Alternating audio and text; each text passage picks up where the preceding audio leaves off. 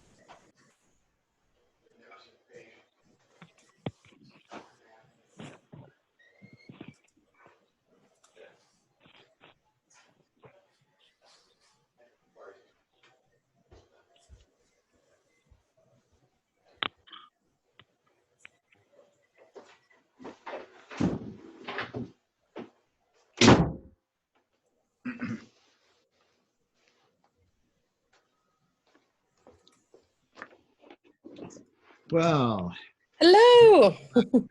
Myers. How are you? Well, I'm making it. I'm at home. Same. Yeah. Everybody is taking precautions. Lailani. Is that your name? Lailani, are you from Hawaii? I'm sorry, say again? Are you from Hawaii? No, I'm from Puerto Rico. My mom's Puerto from Rico. here. Your mother is Yeah. your mother's from Hawaii? No, she just liked the name. She's from Puerto Rico. It's a nice name. Thank you. I recognize it. Yeah. There's a song named Lailani. It's a very famous Hawaiian song. You can look it up online. I probably might do that. And Ebony Johnson. Yes, hi. Hi, how do you do? I'm good. How about you? All right. All right. I'm here in my library at home. Ah, Yeah. This is my grandfather's. This is the library. That's the whole room. The other side is my son's with his computer. huh, Let's see. Give you a feel. that's cool. Yeah. I'm just in my bedroom. We're all just somewhere. Yeah. And now I'm not sure how many students are going to join us. About 11 said yes, but I forgot to send a reminder. So we'll see who shows up. But if you want to get started, you can. It is 9:30. At 9, I have 9:29. Well, Okay, my clock, because maybe fast. yeah. I'll give them one more minute. I'll be very happy to talk to you guys. And Savaja Cooper. And who is this? CJ. Hello, CJ. Or as they say in Chinese, CJ ni hao. Hi, I'm here. Hi, okay, good. All right. Well, Professor Myers may have told you I'm a psychiatrist and a psychoanalyst, and I'm a professor at EVMS, and I have a practice in town. So I'm going to tell you something about some psychoanalytic ideas this morning, and that may help you understand abnormal psychology a little bit differently, and see what you think about it. All right. You can ask me anything about psychoanalysis you want, but I'm going to lecture to you for a few minutes first. All right? How's that sound? Okay. All right. All right. Do you see my PowerPoint? Can you see it? Yeah. Yes. Okay. Yeah. Now, this is my diagram of the mind from a psychoanalytic standpoint, that we have wishes, eating, being taken care of, sexual wishes, and aggressive thoughts when we get angry, right? And we have powerful emotions that go with them, like anger, guilt, depression, anxiety. And the mind develops in a certain way to be able to manage very powerful wishes and feelings. So a newborn baby who's screaming and crying, right? We pick them up and rock them, right? To try to soothe them. But if it's a 4-year-old child says, I want a cookie, we might tell them, wait until after dinner, right? We try to get them to tolerate frustration and delay. Huh? And certainly that's the same thing that's true about sex when you get to be a teenager and all that kind of stuff. So all these control mechanisms which develop over time and come from what are sometimes called good enough relationships with people who love you in early childhood and adolescence, and actually throughout life. We all need some support. So in order to relate to the world up here, right, we use perception, adaptation, language, things like that to relate to the world. We've got to control these urges and get them into conjunction with the world. What are we going to do with our lives? Who are we going to marry? And all those kinds of decisions. Those decisions, psychoanalysts call them autonomous ego functions, and cognitive psychologists call them cognitive functions. There's an overlap in the theories there. Involve things like memory, perception, logical thinking, judgment about danger, anticipation of consequences, intellect, and executive function, which the way analysts use it means making decisions about important things like a choice of a spouse or a choice of an occupation. Right? All of those functions up here, which we use to relate to the world, can be affected by emotions and controls, right? People get overwhelmed and they can't function. And if that doesn't work, we have a conscience, which Freud called the superego, right? That develops during the school age years and teenage years and continues developing throughout life. That's our values, what we think is right, what's wrong, what's fair, you know, what's reliable, what's shameful, what's guilt-inducing, and so on. So shame and guilt and senses of fairness may help us control ourselves. And if that doesn't work, we've got defense mechanisms, which are very interesting. I wrote a whole book about that. It's called 101 Defenses. And defense mechanisms are brain mechanisms that shut certain things out of consciousness, at least for a while. Then maybe later you'll remember them.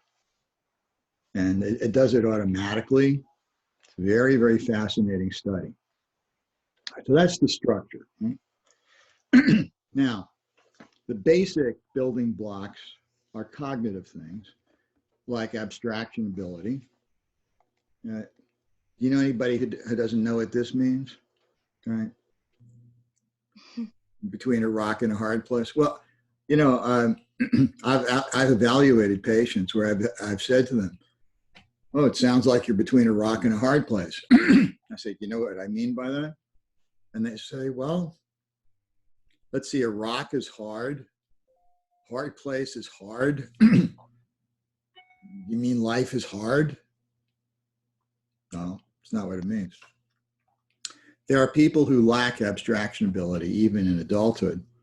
And it's a function that we don't usually see until early adolescence anyway. There's a little bit in the grade school years, but mostly after puberty. If we see very big problems with abstraction in adults, then we have to think they have some kind of severe mental disorder, right? Normal people can use metaphorical speech, they make jokes, right? They can use abstraction. Another important feature is reality testing. That's actually Salvador Dali, the famous artist. And that's the roof of his house, which he put eggs on it. I mean, he was a weird dude. And he had trouble with reality testing, but he could paint them. And I'll show you some more Dali paintings as we go along.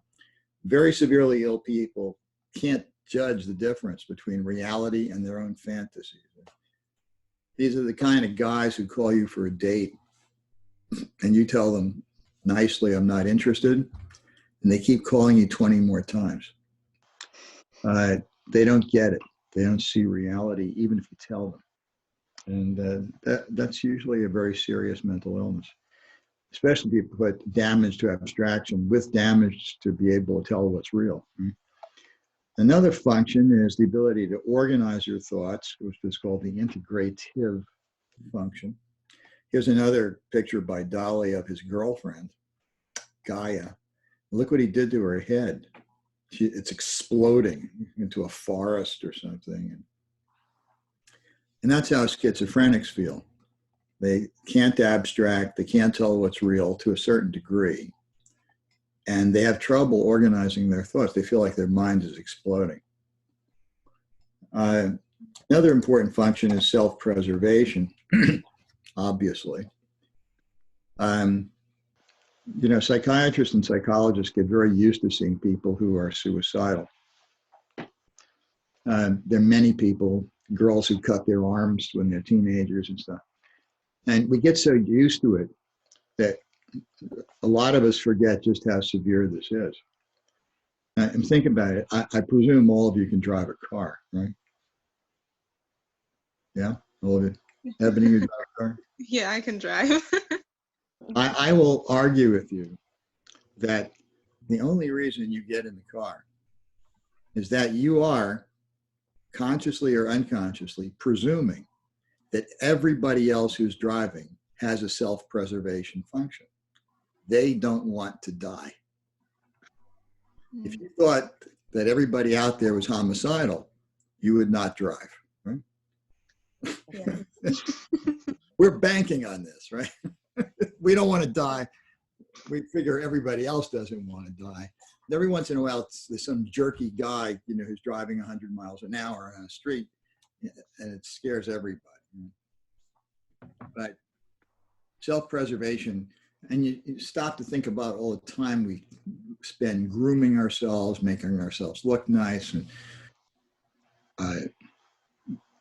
for women, taking care of their face is so important, their body. How weird is taking a knife and cutting something ugly on your body? I mean, it's actually 180 degrees for normal people. So actually, somebody hurts themselves on purpose. Something very wrong with them. And one of the things that's wrong is that their self-preservation function has collapsed. Right? So people who have actually tried to kill themselves are very, very sick. Even though a lot of people say, "Oh, they just made a gesture," and so on. If they've actually tried something, I mean, something's broken down. All right. So that's an idea about damage to basic functions. So whatever else is going on in people's minds, we find damage to any of these functions. What I teach my psychiatry residents is you have to conclude, at least tentatively, that they have some kind of psychotic illness. If all of these functions are somewhat damaged, and you proceed from there to further evaluate them, treatment's probably going to be some kind of antipsychotic medicine. So if somebody has a thought that you're trying to kill them, and they can't tell that it's a fantasy, they really think so. What are you going to do with that? Well, and you can't talk them out of it because they don't have the ability to test reality. And they say, well, I know you're in the FBI, Dr. Blackman, you're going to kill me. I tell them, I'm not in the FBI. They say, you're lying to me. I can tell, you're wearing a brown jacket, FBI. So the only thing we have for those people are some very powerful medicines that are dangerous to use. Prognosis is not so good. Right? Now, even if all these functions are working, right? Somebody has abstraction, reality testing, and they can organize their thoughts. They may have some damage in some other area, and that's in these control and delay mechanisms. And who's got the problem with impulse control in this picture? That's a joke. I guess it's not a very good joke. When I saw it, I thought it was funny right away. But I'm of a male persuasion, so I would think this is funny. Who has the problem? The guy in the Porsche, right? That's why he crashed into the gate, right? What was he doing? He was staring at her, right? And he had trouble controlling his sexual urges. And men, part of the sex drive was looking, right? Men are lookers, right? You know that, right? Everybody knows that? This is why Pornhub.com gets 3.5 billion hits per day. Per day. There are only 10 billion people in the world or something. 3.5 billion hits per day. How many guys out there are looking at that stuff, right? It's a very powerful business with men. And that's why we don't have Victoria's Secret for other mammals, right? Victoria's Secret is just for human beings, because men like to look. So my wife bought her sister, who's married. She buys her a Christmas present. It's some kind of lingerie. Right? She sends it to her. She says, "This is a gift for your husband." Right? It's the human sex drive. Right? All right. Now, impulse control is actually a very serious matter. I must get 2 calls a week from guys who are cheating on their wives. They can't control themselves. It's very, very complicated stuff. It causes a lot of trouble. Alcoholics cause a lot of trouble because they won't control their oral urges. Violent people cause a lot of trouble. They don't control their angry urges. So if there's damage there, that's trouble. Not necessarily psychotic, but trouble. Affect tolerance goes along with it. The ability, affect means an emotion, right? So people have to be able to control some emotions. Otherwise, they break down all the time, right? They get a bad grade and they get depressed, and then they can't study for 3 days. That's not so good, right? Because their affect tolerance is weak, and it gets in the way of their ability to organize themselves and use their intellect, which is another function. Have you ever heard of sublimations? Have you heard of it? Sublimation is an interest that starts with a childhood wish. Very interesting, because children have wishes that are not real. They cannot come true, right? In this particular picture, this is a drawing by Norman Rockwell, a very famous American artist. It's called A Boy and His Dog, Mysterious Malady. So the dog is sick, right? See a little kerchief on the dog's head? and the boy is making some medicine for the poor little dog. Right? Now, what is this about? And why does the boy want to do this? We know it comes from early childhood, right around age 2 or 3. Boys and girls notice that there is a difference between boys and girls. Has very, very important ramifications later in life. Right? Because we know that there's some people who have all sorts of unusual thoughts about that. But about 95% of the population looks at their body and says, I am a boy or I am a girl. Right? And so girls will ask, can I be a man when I grow up? And they can't. And boys will ask, can I have a baby when I grow up? No, they can't. Right? And they get depressed about it. So what are they going to do with their wish to have a baby? Right?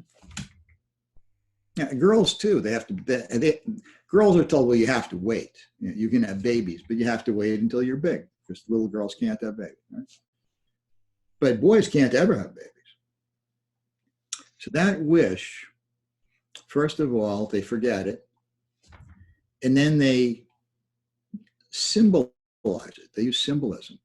And they'll pick something that represents a baby, like a. So by the time most boys are 7 years old, they want a dog. They don't want to take care of the dog. They just want one. Right? It's symbolic of the wish that was thwarted. Right? But by the time they're 8, 9, or 10, they add a bunch of ego functions to it, like taking care of something, planning ahead, reading about dogs. They study the dog.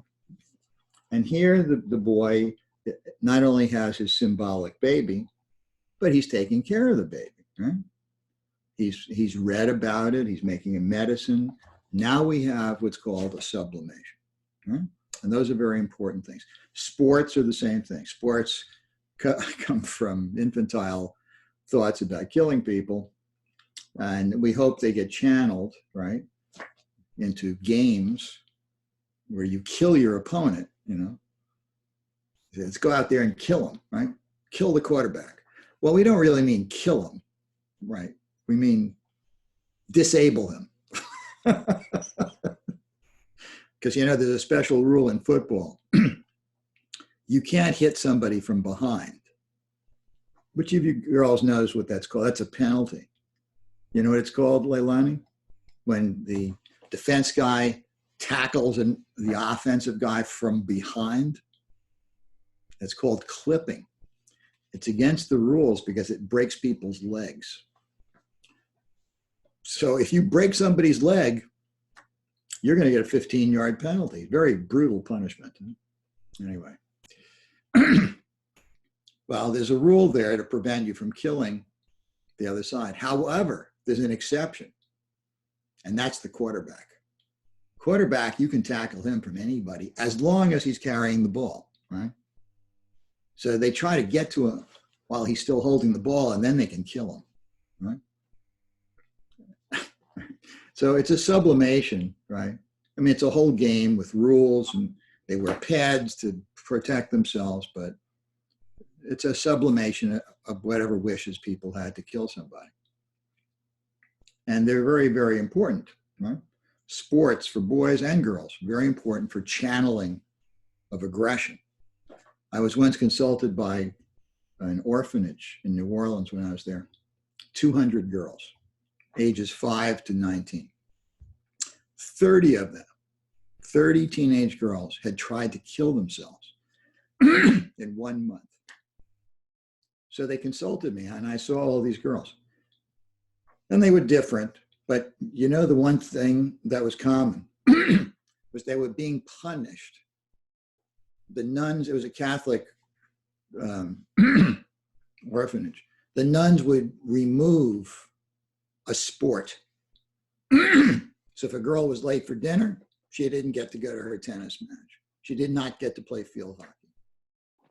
And when they took away these channels for aggression that were sublimations, the girls were filled with anger and aggression, and they also felt guilty. So they turned all of that rage on themselves and they tried to hurt themselves. So I advise the people at the orphanage, don't take away sublimated activities as a punishment. And I tell that to a lot of parents too. You want to punish a kid, don't take away playing with friends. Don't take away baseball. Don't take away soccer. Don't take away dancing. That's all aggressive discharge and sublimations. You want to punish them, don't let them watch television. Television's worthless anyway, so it's a good punishment. All right, so that's about sublimations. And then there's adaptive regression in the service of the ego. That's what ARISE stands for, adaptive regression. And here the doctor is listening to the heart of the girl's doll. This is also a painting by Norman Rockwell.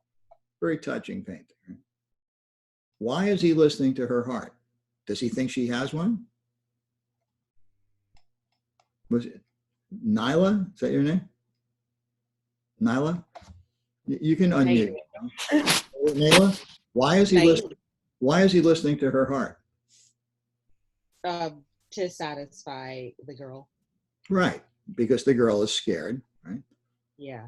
And she puts her doll up. She says, also believes what she believes. Yeah, she says, listen to him first. Listen to her first, right? Yeah. So if the doll doesn't die from the doctor touching her, then maybe the girl will let the doctor listen to her heart too, right? Exactly. And the doctor does it.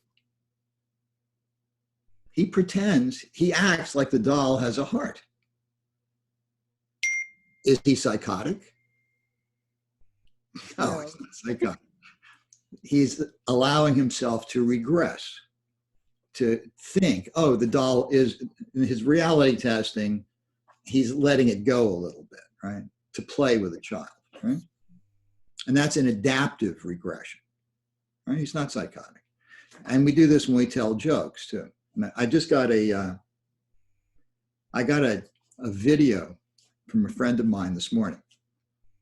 It's a woman speaking Portuguese. I mean, I didn't know the language. I had to listen for about 60 seconds. I speak Spanish, I speak a little French. And it sounded maybe like Romanian. It was some odd language. And finally I recognized, oh, it's Portuguese. She's probably from Brazil. It's a young mother, and she's complaining about the children at home during the virus. And she's blaming everybody. It's a very, very funny video. Yeah, of course, I mean, we have to adapt, right? It's regressive to joke about that. It's really a serious problem. Right? But I mean, having children at home during the quarantine, it's very tough, very, very tough.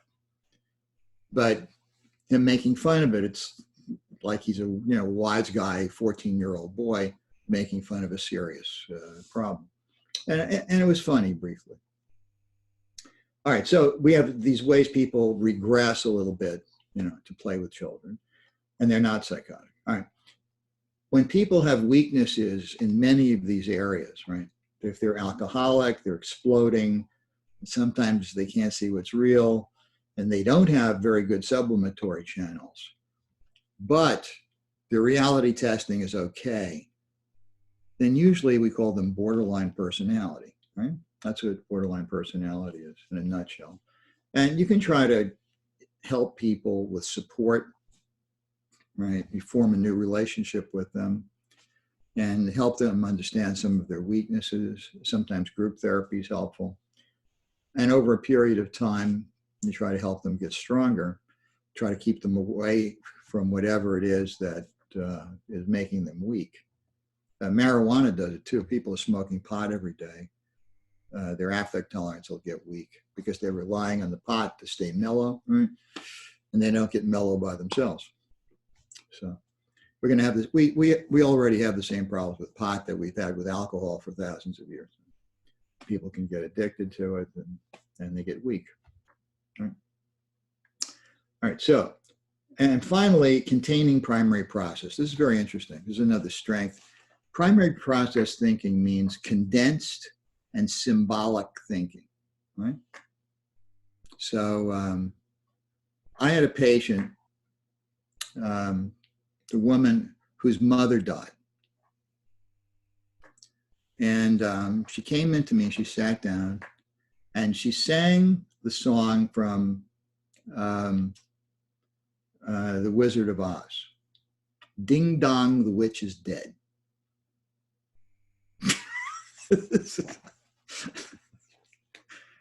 Now, I knew what she meant, right? And so do you, right?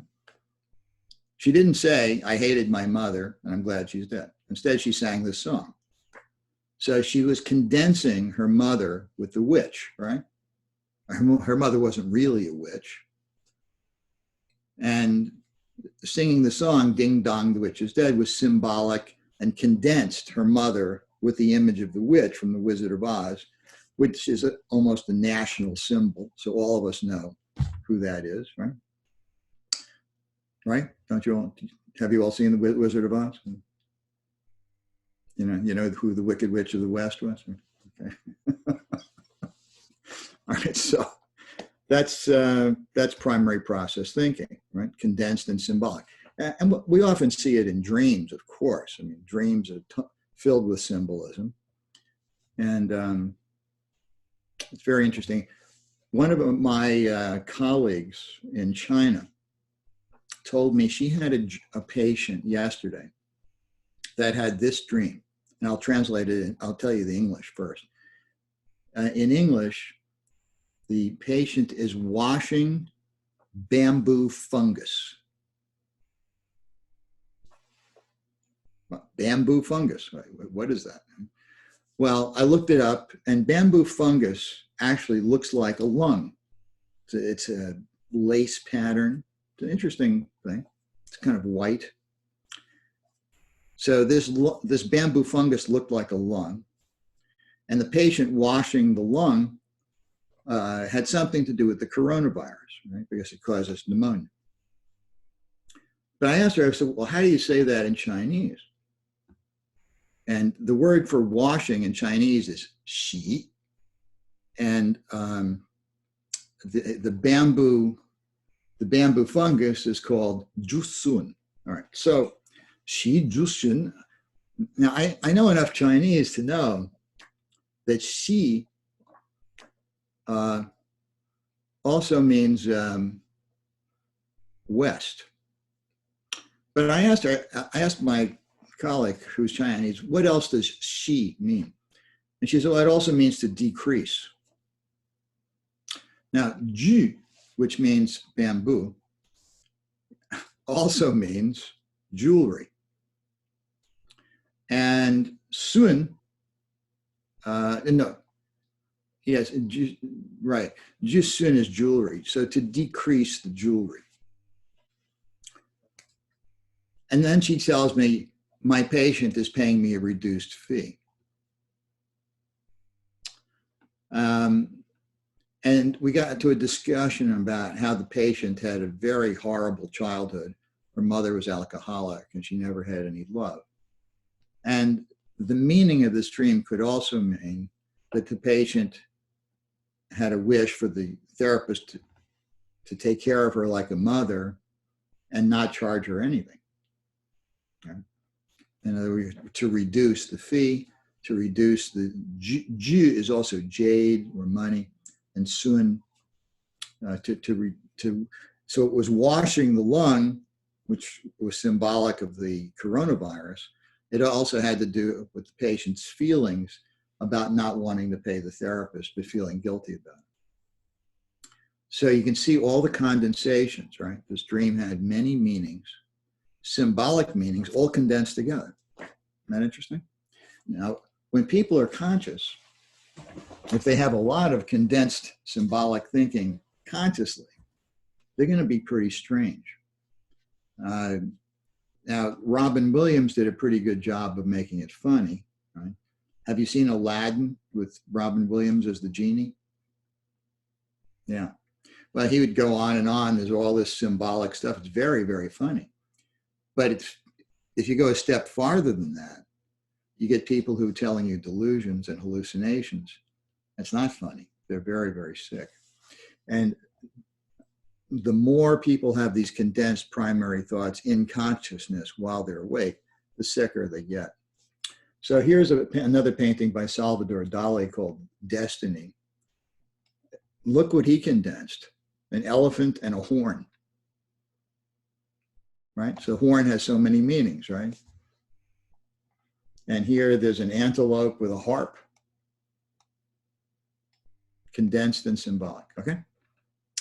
Now, let's move on. So theory number 3, this is another psychoanalytic. So far we talked about ego functions and ego strengths, right? Then we get to theory number 3, which is called object relations theory. This theory was started by a woman named Margaret Mahler. Very important. There's still a Margaret Mahler Research Institute in Philadelphia. Very big. They're studying children at different ages, mostly from birth until about age 4. And there's another group in New York at New York University.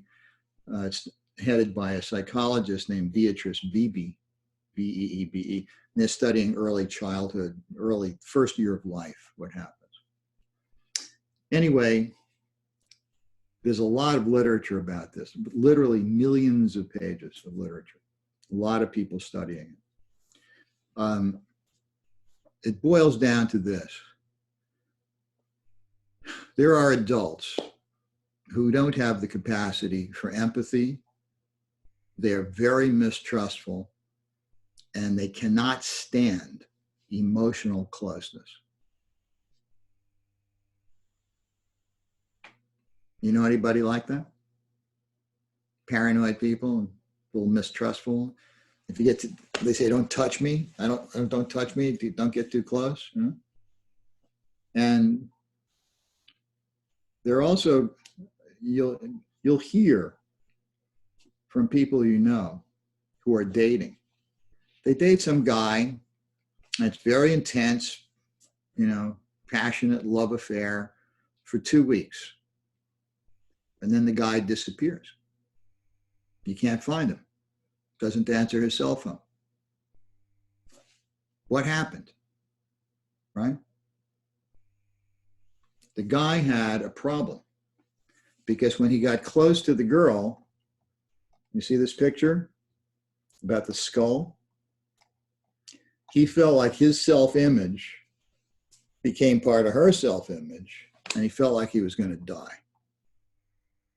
You see here, the ballerina gets condensed with a skull of death.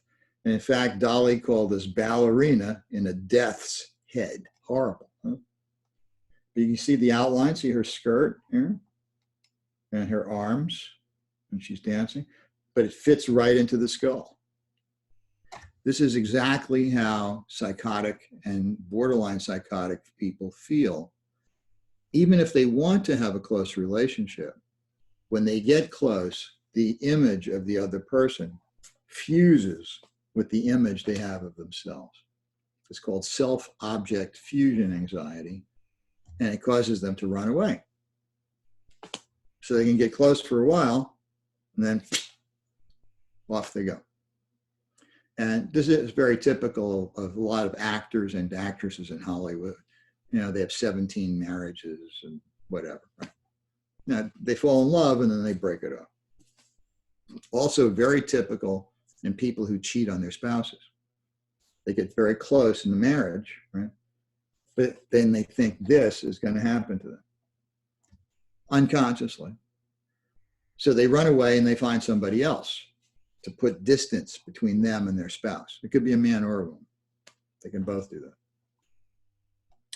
All right, and because they can't stay separate, they don't develop trust in people.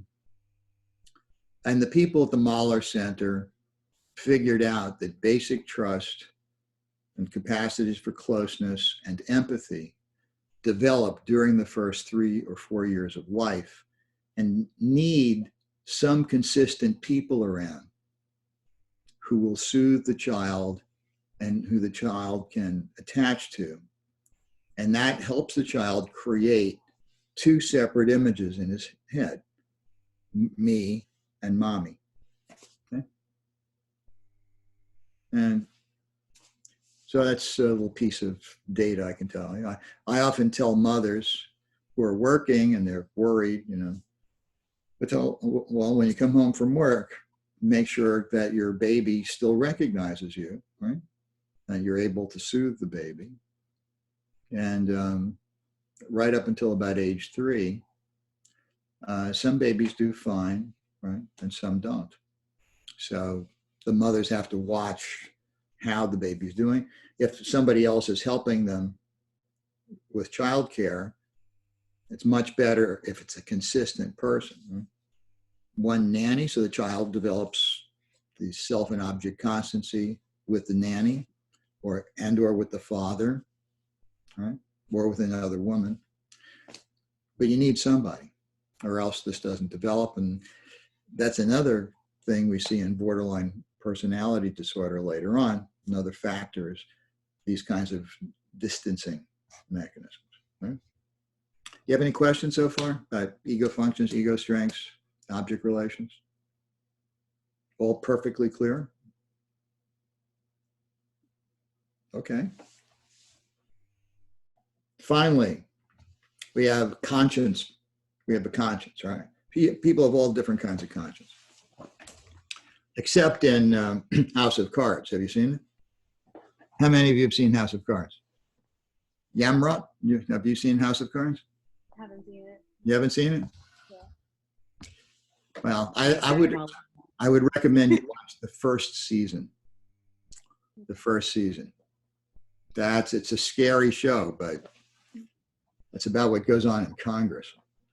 And this guy is a complete psychopath. He says, of all the things that I hold in high regard, rules are not one of them. And if you watch what's going on in Congress now, you can't believe anybody, right? It's so horrible. Who are these people, right? Didn't they have a mother and father? Don't lie. All right, anyway, grown-up people who tell lies, right? They're all over the place, right?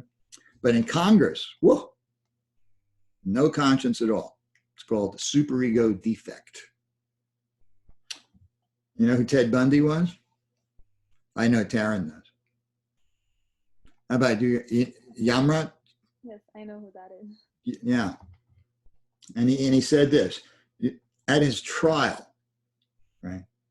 At his trial, he was engaged to another woman. He'd killed 43 women. So at his trial, he was engaged to a woman who loved him because he was cute. Look, he was a cute guy. Very soft-spoken. He said, you learn what you need to kill and take care of the details. It's like changing a tire. The first time you're careful. By the 30th time, you can't remember where you left the lug wrench. Scary, huh? No conscience at all. Kill people out of conscience. And I don't know if you've seen this show, Girls. That's, what's her name? Famous. I forgot the name of the girl that started. And have you seen it? These girls are all nuts. I mean, they're all completely irresponsible. And there's another show called Gossip Girls. Have you seen Gossip Girls? Yeah. Those none of the people in that show have any conscience. The men, the boys or the girls, they're all lying and scheming. I like to watch movies from the 1930s when people had a conscience, right? Anyway, there are people who go to see therapists when they get in trouble, but they have no conscience. And I've been in practice a long time. I've evaluated 2 people who told me they were going to kill me. And I'm sure they would have if I had tried to treat them. But I referred them to somebody else. One of them was going to kill me because I didn't agree with him that he had PTSD from Vietnam. And another one was going to kill me because he had raped his 3-year-old daughter. And I was evaluating him for court. And I was going to testify that he did this and that he had no conscience. And I eventually did testify about that. And then he wanted to kill me. But fortunately, he was put in jail. So I'm alive today to talk about it. But you don't want to treat people who have a defect in their conscience. Conscience, generally, if it's a severe defect, they can't be treated. They have to go to jail.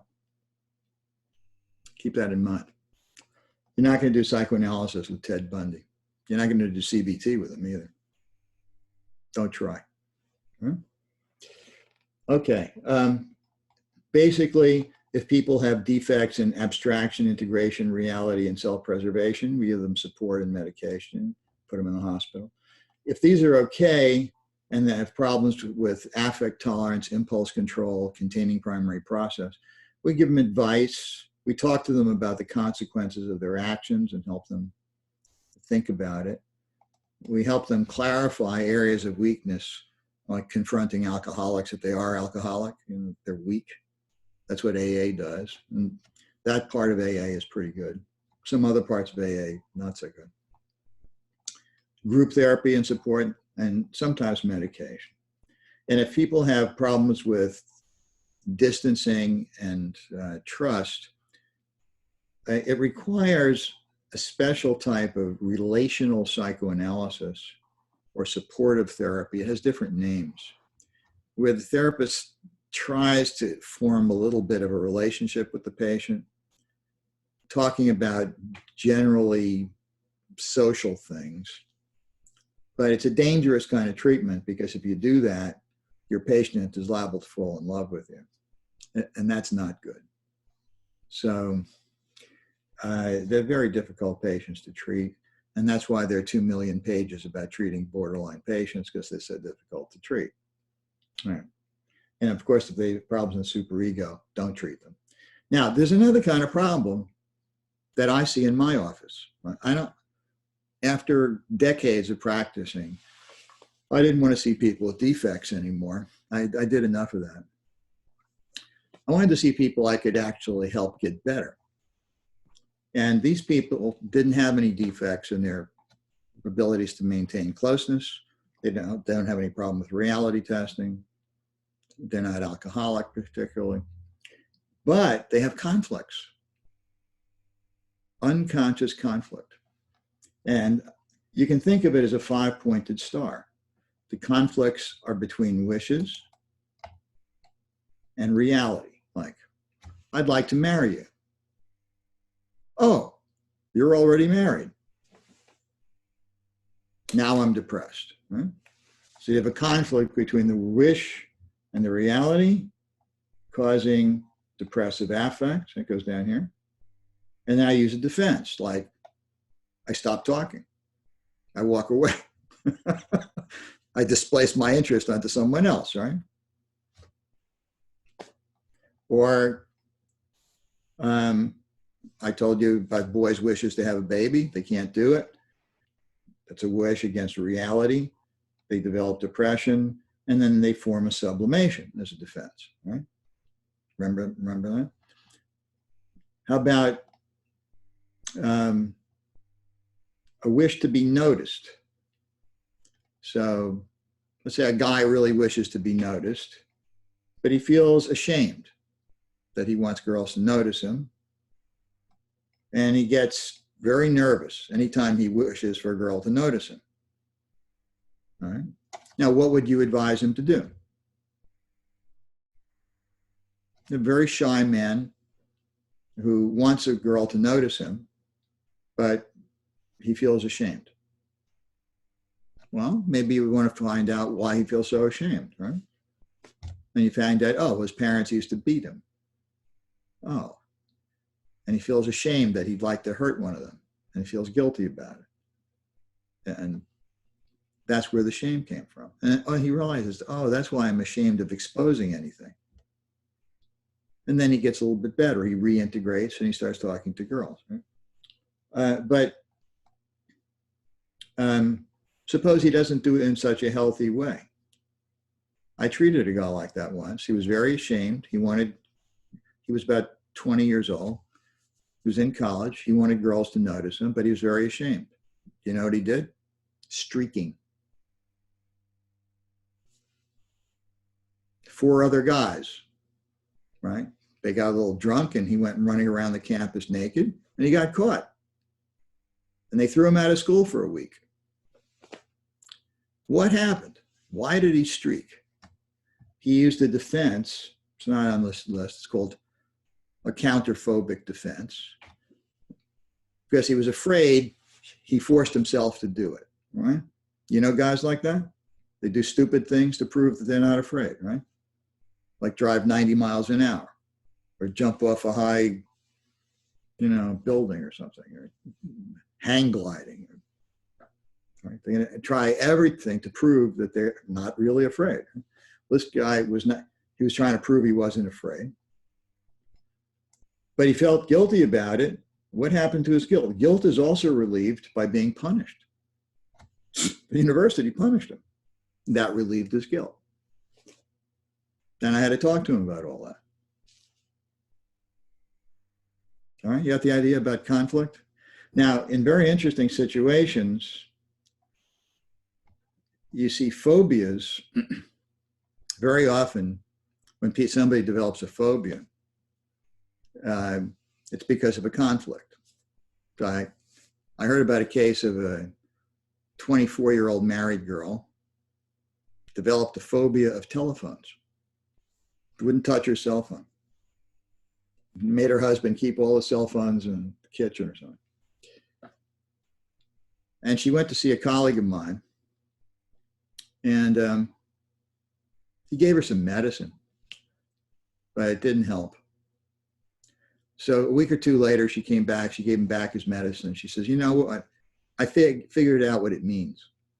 I don't need your medicine. He said, oh, really? What is it? She said, I remembered that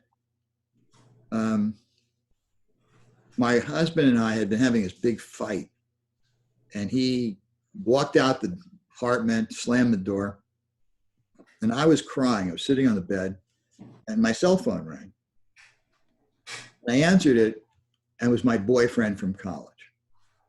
So what happened was her boyfriend from college had just gotten divorced, and he called her and said, hey, are you available? And what did she tell him? She said, well, I'm married. My husband and I are having a lot of problems. Maybe call me back in a few days or I'll call you. And he said, okay, cool. But then she developed a phobia of the phone. What did the phone mean? Well, she realized that after a while, she and her husband made up, and she realized, oh, the phone meant maybe she was going to call her boyfriend, which she felt guilty about because she was married. Right? So she had a sexual wish towards the boyfriend, which made her feel guilty. And she had a hostile wish towards her husband that also made her feel guilty. And all of that was projected onto the symbol of the telephone. And then she avoided it. She didn't have to think about any of that stuff. But once she and her husband reconciled, when she allowed her, somehow or other, the repression faded, and she was able to think about the conflict. Okay, you got how that works? Unconscious conflict in defense? Okay. I want you to ask some questions. So here are some things psychoanalysts do. We ask a few questions, not many. Mostly we clarify conflicts, like the telephone conflict. Right? We'd say, the telephone means something. That's called confrontation of defense. It has a meaning, symbolization. And then we make a dynamic interpretation, which I think the telephone really symbolizes a lot of things that you don't want to think about. And that's why you avoid the telephone. Because when you think of touching the telephone, you feel guilty. And she'd say, oh, yeah. Yeah, well, I was going to call my ex-boyfriend. That would not have been too cool. And then you get to put together the whole thing that she was angry at her husband, had some wishes towards the ex-boyfriend, and felt guilty about it, and all that produced anxiety. And then she developed a symbolic defense. We can interpret dreams that way too, and sometimes we get to actually put together some things from the present day with some things from adolescence where there were conflicts with parents. I wrote a paper about that. It was published in a book called Arrogance, edited by Salman Akhtar. And I wrote about 3 men who were all cheating on their wives, but they felt guilty about it. And they came to see me. These guys all became players after a trauma in early adulthood, like at age 20, 21. They went through a trauma with some girl, and their heart got broken. And then after that, they said they kind of swore off women. They said, I'm not falling in love again. I'm just going to use women and whatever. They didn't do that consciously. They did it. They just developed that way. And I was able to confront them with their misbehavior, and they were getting themselves punished, relieve their guilt about anger and misery about the loss they had in early adulthood. So sometimes we can link those things too. All right, so that's about, that's a very quick overview of defects in functions, capacities, object relations, and the superego, and a little bit about how conflict works to produce symptoms, where a psychoanalyst can get in there and look at the defense mechanisms and find out about unconscious guilt and conflict. How's that? All of psychoanalysis in 45 minutes. Now, you can ask me anything you like.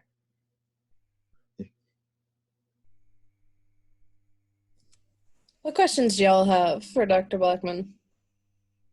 I have more of a comment. You just Sure. have some interesting patients. Yes, I do. I've had very interesting patients. Yeah, practicing is very interesting. You get to see lots of things. You hear about people's secrets. You know. And you may have had experience with a roommate.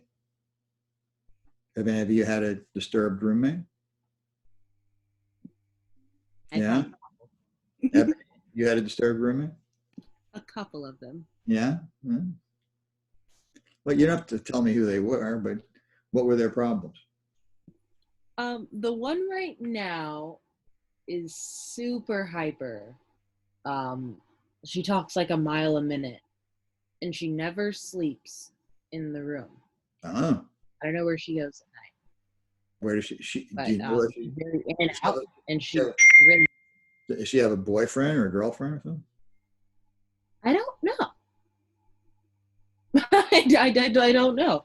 Her life is very just like all over the place, and she's just always like traveling with luggage. Yeah. But like, you know, you're paying for a dorm room, but you're never actually there. Like, I mean, I don't have a problem with that, but it's just different. Well, let's do what's called differential diagnosis. I mean, there are many different types of things that could be wrong with her. One is she may have damaged to her integrative function. She may be a very smart schizophrenic girl who can't stay organized. She can't sleep in one place. Maybe she's paranoid about staying in the room. She thinks somebody's going to kill her, so she runs around at night, stays in different places.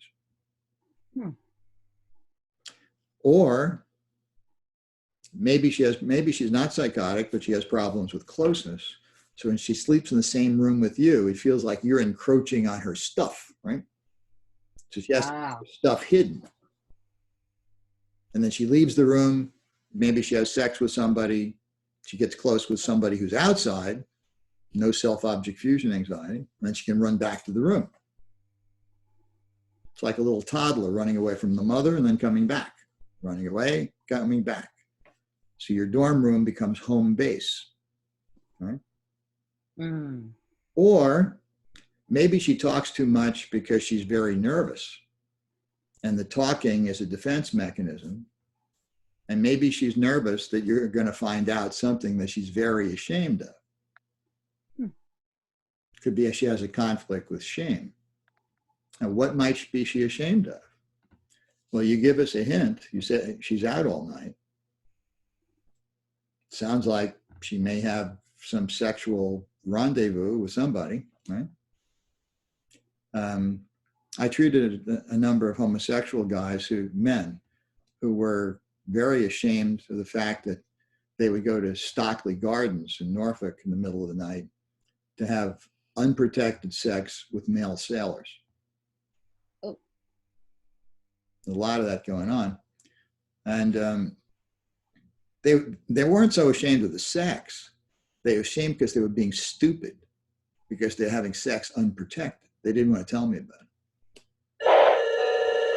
And the reason they were having unprotected sex is because they were self-destructive. They felt very guilty about lots of things. They're very disturbed people.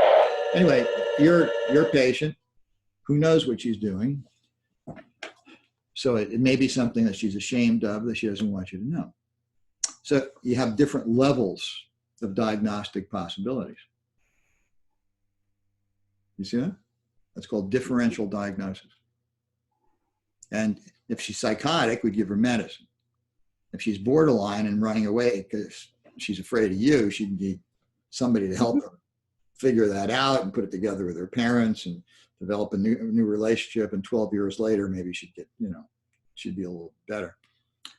But if it's shame and she's talking to relieve the shame and she's hiding it to relieve shame, a therapist could just point that out to her.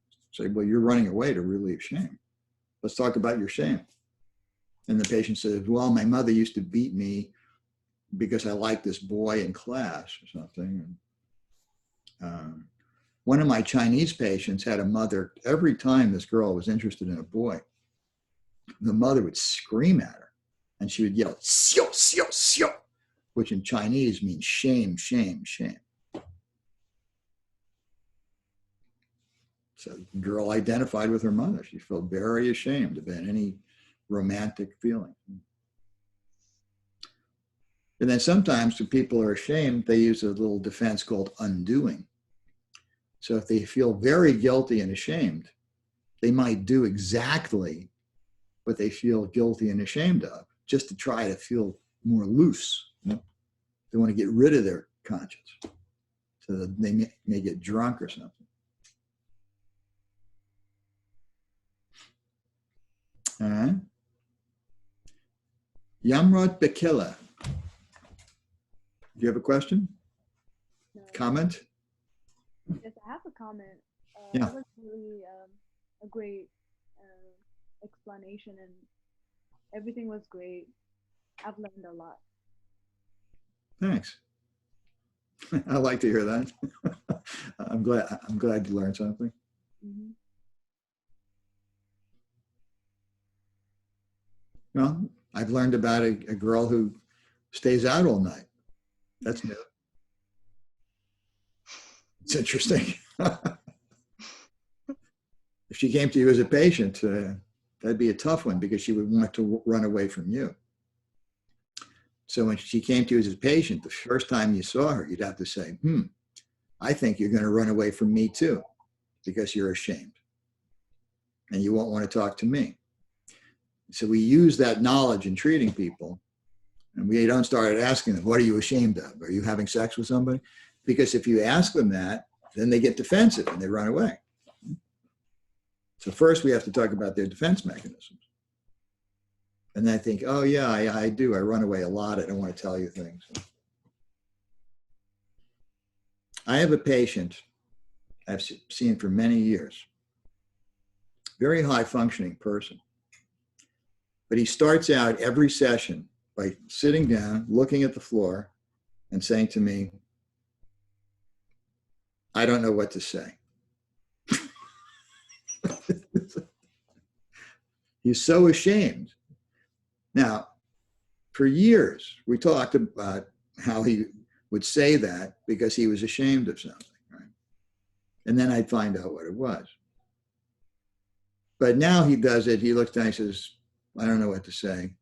And he looks up at me and he says, I'm still ashamed. And then he tells me what it is all by himself.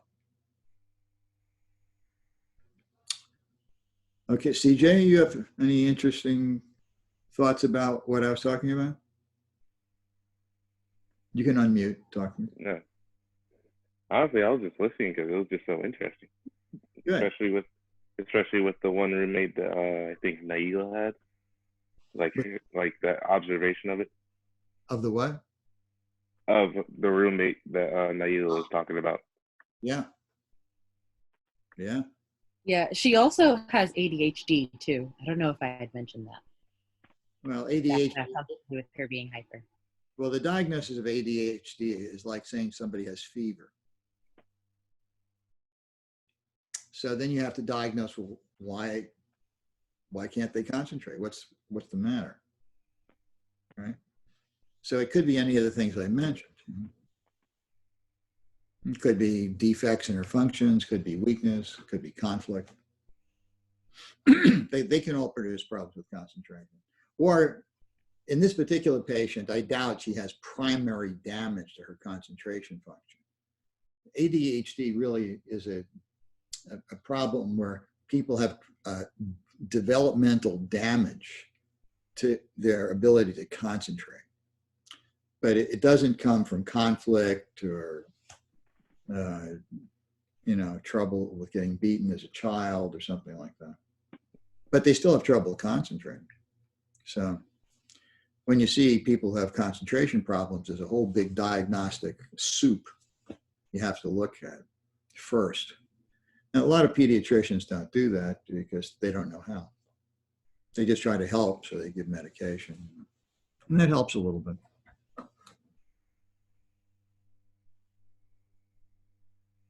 Ebony, you Told my students that when I was in grad school, I was part of our neuropsych practicum. So I would test people for ADHD and learning disabilities. And I was the person who would always get the people who didn't actually have ADHD. They actually had depression or anxiety, and that's what was interfering with their ability to concentrate. You bet. Yeah, it's very common, very common. I mean, those of us who have been around for a while kind of know that a lot of the ADHD diagnoses, it's not wrong. You say somebody has trouble concentrating. It's like saying somebody has fever. They have fever. Well, is it a cold? Is it coronavirus? Is it cancer? Are they dehydrated? What's causing it? But I think that way because I think in terms of diagnosis. Yes, Yamra, no? Alexis, you've been quiet. You have a comment or a question? I guess about the patient where you said that they come in and they start off how like they don't know what to say. How do you get the patient to open up about their shame or their problem? You talk to them about how guarded they feel. You start, if I go back to this, you see this, remember this star?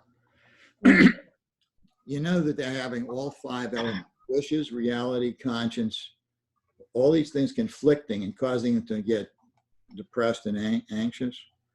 And then they use a defense to shut it off. Right? So when we treat them, we start here. We go backwards. Defenses against emotions. So you might say, well, you're not facing your anger. It's very hard for you to face the fact that you're angry. You're shutting it off. Or shame, you might say that you're not talking to me. I can tell you must feel ashamed about something. Right? The patient says, well, I don't want to talk to you about, my sexual problems. And you say, well, I guess that's why you feel ashamed and you're not talking to me. Now, some people will then go ahead and tell you what the problems are. And then they get the ashamed and defensive again. And then you have to go back and look at other defense mechanisms they're using. And after a while, you can look at other elements of their functioning when you have basic trust with the patient. and they're not so defensive. So I had a guy who just called me an hour ago. Says, well, I just wanted to have a consultation. And I said to him on the phone, I said, well, was it hard to talk about? Because he was defensive, right? He didn't tell me what it was. He says, yeah, well, it's not something I'm proud of, but I'm having communication problems with my wife. I said, no, that's a problem. I said, the rest of it's hard? He says, well, last month I cheated on her twice. He said, I'm not proud of it. He was very ashamed about it. He said, I don't know what I'm doing. But then I asked him a question. I said, are you close to getting a divorce? He said, I don't know, maybe. And I wanted to know that because I wanted to know whether they were going to drag me into a legal case. Anyway, they're not getting divorced yet. And I asked him, well, how did your wife find out? And he said the hotel where he went to sent a confirmation to his email, which his wife sees. So I already know this guy has a conscience because he did something. He made a mistake. He's a smart guy, and he made a mistake, right? He did not pay cash for the hotel room. Just like Elliot Spitzer in New York. Remember, he went to a prostitute and paid for it with a credit card. Anyway, this guy uses a credit card, and his wife finds out about it. So I think he probably feels guilty and was unconsciously provoking his wife to punish him. However, he may have also been trying to create distance, and then he has his wife push him away, right? She's the culprit. She pushes him away. So he may have self-object fusion anxiety. I don't know yet. But when I see him, I'll try to figure it out.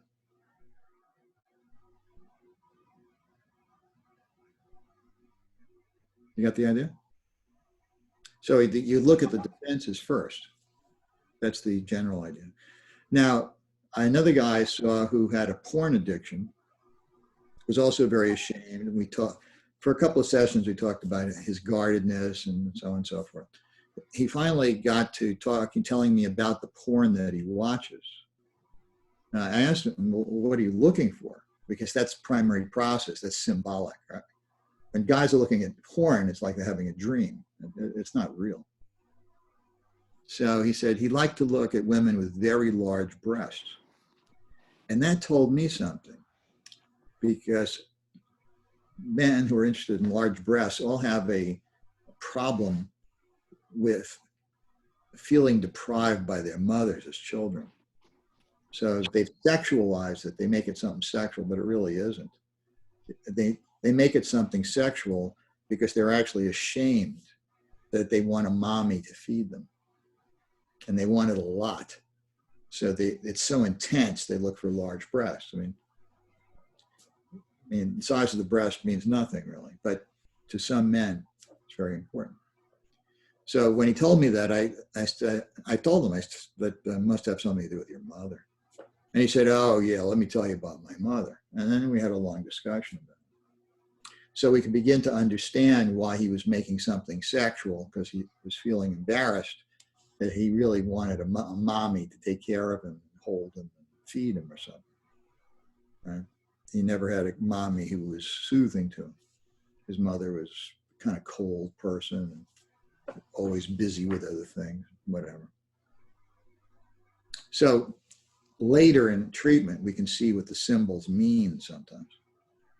But certainly in short-term treatment, for the first month or two, if you're seeing somebody once or twice a week, we look at their defense mechanisms.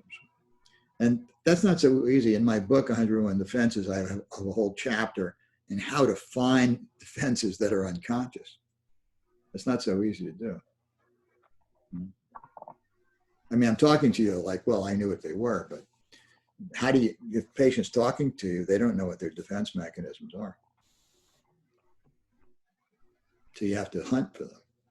And for those of you who are juniors and will be on campus in the fall, I have copies of Dr. Blackman's book in the office if you want to see them.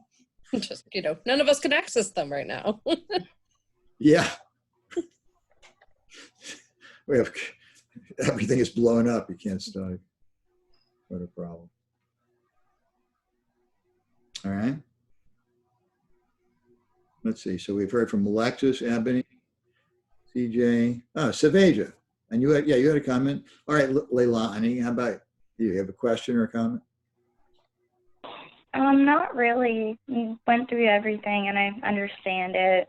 Some of them are really interesting. The only thing I was kind of, what's the word? I was a little curious about if there's something wrong with their super ego and they can't be treated, how exactly can you help them per se? Because sometimes, like, I don't know what I'm trying to say.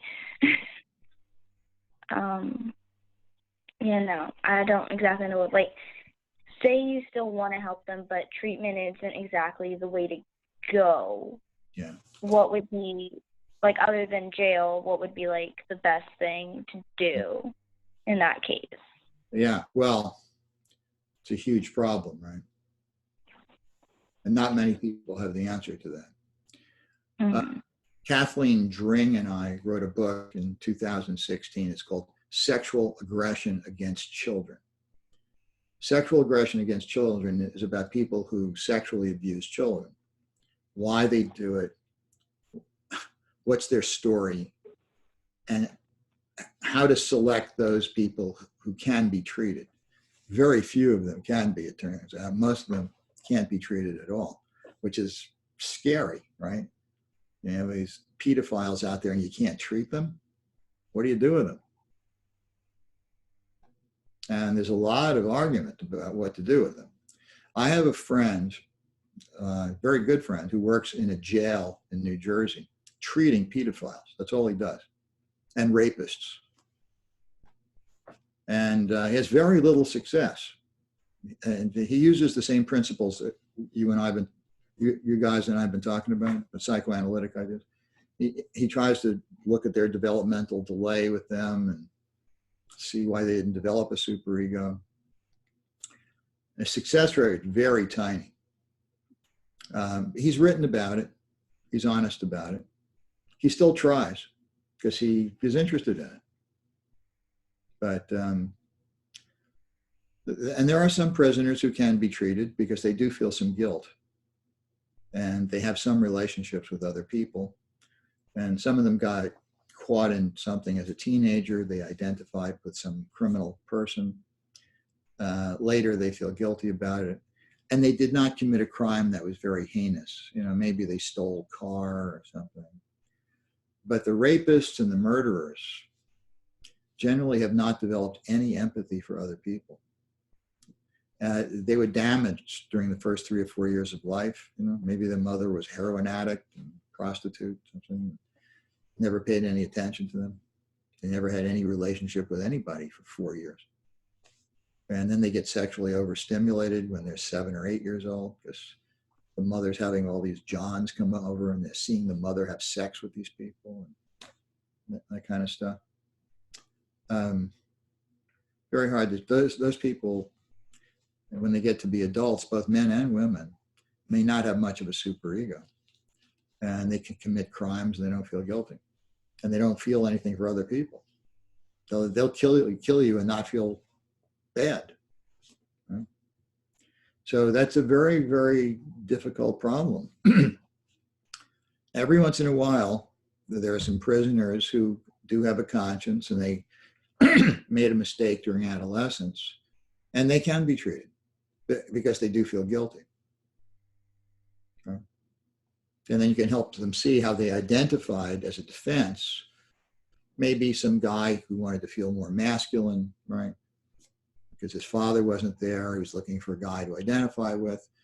And he didn't know about Big Brothers, which is a national program to supply adult men to boys who don't have fathers. But he didn't know. So he took up with the guy who was the biggest bully in the neighborhood. And they rob a store or something. He goes to jail for a few years. Then he comes out he feels guilty, and very often if he goes to see a therapist can help him see how the identification with the criminal relieved his depression about not having a father. It relieved his anxiety about being a man, right? And then he can think about other ways he can grieve over the loss of his father, and he can think of new ways to feel masculine, right? Instead of committing crimes. But sadly, that's a small percentage. So especially when we're talking about pedophiles. So if you're interested in that kind of thing, you might like the book that Kathy and I wrote, Sexual Aggression Against Children.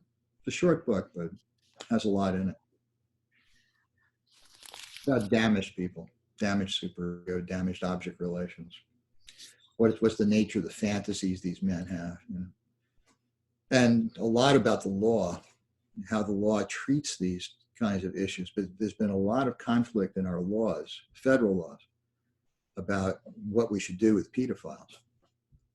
Put them in jail, commit them to a hospital. Well, can you commit them to a hospital if they can't be treated? Lots of arguments. So that's a very hot topic with no good answer. But I can at least explain the conflicts to you, what's going on in the field. And a lot of conflicts about that particular issue. Very interesting. Good question. Okay, well, it's about that time. Dr. Myers, thank you for inviting me to do this. Thanks so much for being willing to do it over Zoom. And I recorded this, so I will post it for the students who were not able to attend so that they can also benefit. So, well, it's been very cool meeting all of you. Very nice. And I wish you good luck with your studies. And it was good for me to see your faces. I hope you're all doing Nice to see you too. And you're nice and healthy.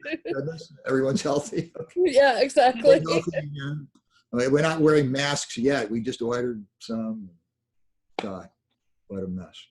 Okay, take care of yourselves. Yeah, everybody take care. Email me if you have any questions about anything. Yeah, and I'll answer any questions you think of later too. Yeah, and I have his email as well. So. Okay, so long.